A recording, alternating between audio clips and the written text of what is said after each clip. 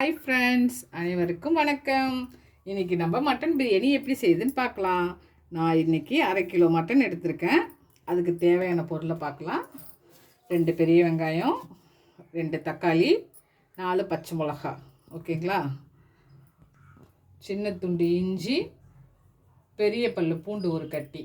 Okay, வாங்க இப்போ நம்ம இதை கட் பண்ணலாம். இதுக்கு 1/2 கிலோ அரிசி எடுத்திருக்கேன். இப்போ நான் இன்றைக்கி வீட்டு அரிசியில் தான் செய்கிறேன். 1/2 கிலோ எடுத்துக்கிறேன். இப்போ நம்ம இதை கழுவி ரெடி பண்ணி வச்சுக்கலாம். இப்போ அரிசி 2 கழுவி வச்சுருக்கேன். இன்னும் கொஞ்சம் தண்ணி ஊற்றி அரிசி கொஞ்சம் நேரம் ஊறட்டும். நம்ம அதை கட்டி தேவையான பொருளெல்லாம் கட் பண்ணி ரெடி பண்ணி வச்சுக்கலாம். இப்போது வெங்காயம், தக்காளி, பச்சை மிளகா, 1/2 துண்டு எலுமிச்சைப்பழம், தயிர், ஒரு பொடி கொத்தமல்லி தழை, ஒரு பொடி புதினா தழை, ஒரு கட்டி பூண்டு, ஒரு துண்டு இஞ்சி எல்லாத்தையும் அரைச்சி பேஸ்ட் பண்ணி நம்ம வச்சுருக்கோம். நான் எலாட்டு கறியாக தான் வாங்கியிருக்கேன். இது 3 விசில் வெந்துடும். ஓகேங்களா. இப்போ நம்ம மசாலா ஐட்டத்தை பார்க்கலாம். 2 துண்டு பட்டை, கிராம்பு, 5 கிராம்பு, 3 ஏலக்காய், ஒரு அன்னாச்சிப்பூ, ஒரு பிரிஞ்சி இலை நல்லா பொடி பண்ணி வச்சுருக்கேன். தனி மிளகாத்தூள் 1 ஸ்பூன், கரம் மல்லித்தூள் 1 spoon, mutton masala 1 spoon, biryani masala 1 spoon. ஓகேங்களா.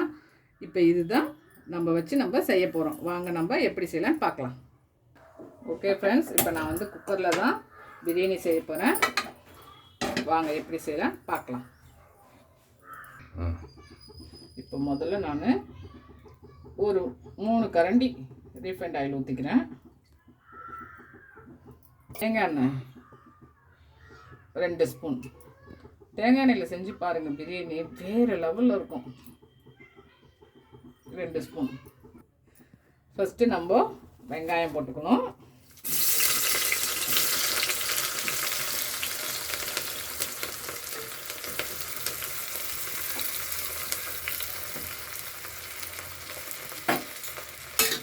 அடுத்தது பச்சை மிளகா ஒரு வதக்குவோம். அடுத்தது தக்காளி,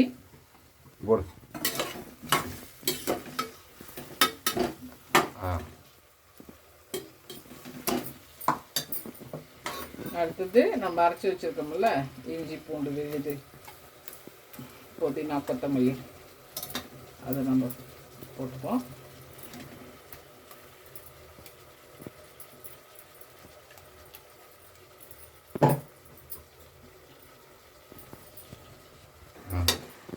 இது நல்லா கொஞ்சம் கையில் வச்சு நல்லா ஒரு 2 வதக்கு வதக்கணும்.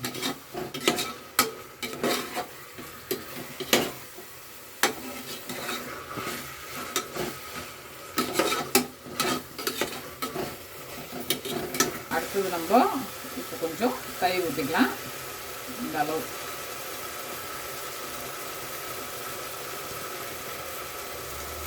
இதில் ஊற்றி நல்லா ஒரு கிண்டினதுக்கப்புறம் நம்ம மசாலா ஐட்டத்தை இப்போ நம்ம சேர்க்க போகிறோம்.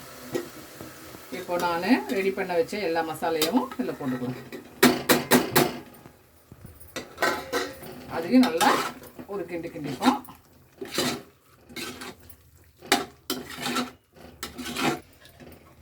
மசாலா ஐட்டம், வெங்காயம் எல்லாமே மீடியம் ஃப்ளோவில் வச்சு நல்லா நம்ம கொஞ்சம் வதக்கிப்போம். ஓகேங்களா. இப்போது நல்லா எண்ணெய் பிரிஞ்சு நல்லா வதங்கியிருக்கு பாருங்கள். இப்போது இந்த மாதிரி இந்த டைமில் நம்ம கறியை போட்டுக்கலாம். நான் நல்ல எலாட்டு கறியாக வாங்கி வச்சுருக்கேன். நீங்கள் கொஞ்சம் ஆடு கொஞ்சம் முத்தலாக இருந்துச்சுன்னா தனியாக 3 விசில் விட்டு அப்புறமா சேர்த்துக்குங்க. ஓகேங்களா. நல்லா இந்த அளவுக்கு வதங்கணும். ஆல்ரெடி நம்ம ஆட்டுக்கறினாலே அதில் கொஞ்சம் தண்ணி வரும். ஓகேங்களா. அதனால் கொஞ்சம் நல்லா வதங்கட்டும். வதங்கிட்டுருக்கு. இப்போ நான் கொஞ்சம் 1/2 உப்பு மட்டும் போடுறேன்.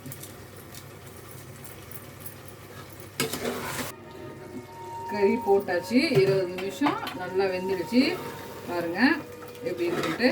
இப்போ நம்ம அளவு தண்ணி ஊற்றிக்கலாம். ஒரு சொம்பு அரிசி எடுத்திருந்தேன்.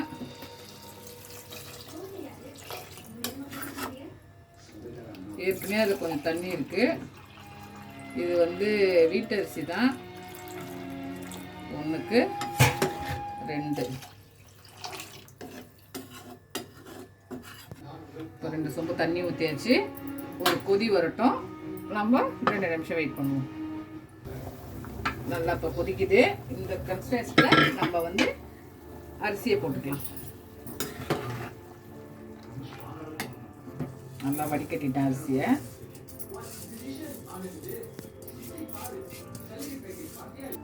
இப்போ ஒரு கிண்டி உப்பு காரம் பார்த்துக்குங்க. உப்பு கரெக்டாக இருக்கான்னு பார்க்கலாம். உப்புலாம் கரெக்டாக இருக்குது. நான் லெமனில் விதையெல்லாம் எடுத்துட்டு வச்சுருக்கேன். இப்போது 1/2 லெமன் புழிஞ்சு விட்டுக்கலாம்.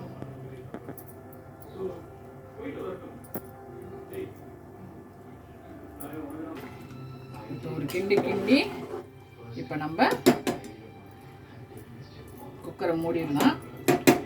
ஒரு 2 விசில், 2 இல்லைன்னா 3, ஓகேங்களா?